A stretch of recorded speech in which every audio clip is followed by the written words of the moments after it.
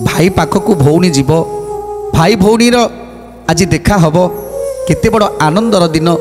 सुभद्राकर गोड़ तले लगुनि खुशी रे आनंदरे विभोर होई आगे आगे चढ़ी जाउछंती नंदीघोष रथ उपरे डाकुछंती सात्यकी भाई आस शीघ्र शीघ्र आम चली जावा भाई भौणीकर दर्शन हब। आज सेइथि पाई आनंदरे विभोर अछंती सुभद्रा। केतेबेले माता पिता दुई जन पछे पछे आसुचंती तांकु लक्ष्य नाही केमिति केमिति नंदीघोष चका आगुक आगुक गड़ुची केवल सेया को ही देखुचंती। किंतु नंद जशोदांकर मने पड़ी जाउची सेई दिनर कथा।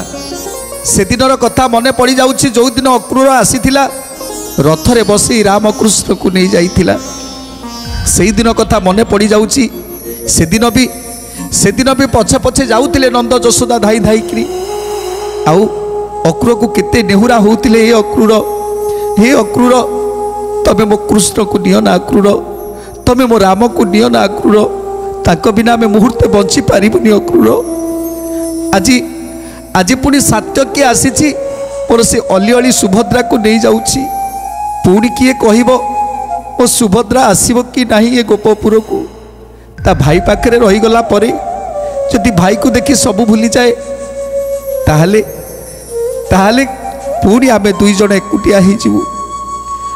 तेणु आज कांदी कांदी पछे पछे गोड़ौछंती आउ सात्यकी कहउछंती सात्यकी रे मो कन्हई की कहबू सी एतेटा निर्दय आम उपरे न हो, एते निर्दय आम उपरे हेछि से ता बिना आमे गोटिए मुहूर्त भी बंची पारुनु। हेले हेले दिने हेले ता श्रीमुख को दर्शन करि पारिलुनी आमे।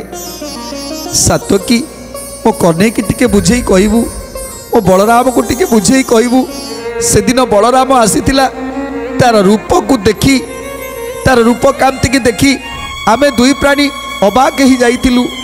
बलरामर मुहटा सुखी जाइथिला, से धवल ज्योति से धवल मुखटा जमिति मलिन पड़ी जाइथिला। से दिन लागुथिला जे केते कष्ट जीवन सारा केवल कष्ट ही कष्ट केवल दुखरे दिन काटुचंती। एमिति आसी कदम मूलटारे एमिति भावरे आसी सोई पड़िथिला ताकू जी देखिबो ता छाती फाटी जीवो। तेणु से दिन बलराम को डाकी बलराम को नहीं आसीथिली घर को। बलराम से दिन केते आनंदरे केते खुशी रे आत्मविभोर हो जाइथिला। आउ मु ताकू से पणत कानी रे बांधी रखिथिली आउ ताकू केबे छाड़ीबिनी बोली भाबुथिली जे आउ मो बलराम को केबे छाड़ीबिनी। आउ बलराम रहिले मो कन्हई निश्चित आसीबो या भाबिथिली। तेणु भाई भौणीकर संपर्क एते निबिड़, भाई भाईकर संपर्क एते निबिड़। जेतेबेले कन्हई विपद रे पड़ीची सी केमिति एठी खुशी रे रही पारिथांता, केमिति शांति रे रही पारिथांता। तेणु मते बहुत बुझेई कहिथिला माँ मो कन्हई कोउठी थिबो से खाइथिबो कि नाही, काईकिना गोटे पर्वत से पर्वतटा को निया जाली देइथिला से जरासंध। आउ से पर्वत उपरे आमे दुई जण थिलु। आउ से पर्वत जितेबाला जली जाउथला सेतेबेले मु डेई पड़ी पर्वत रु तलू डेई पड़ी आ कन्हई मध्य डेई पड़ीला। हेले मु एपटे चली आसिली सी कुआडे चलीगला। जेपर्यंत कन्हई को मु खोजी न पाई से पर्यंत मु खाद्य किछि भी स्पर्श करिबिनी मा। से दिन मु जानिथिली भाई भाईर संपर्क केमिति।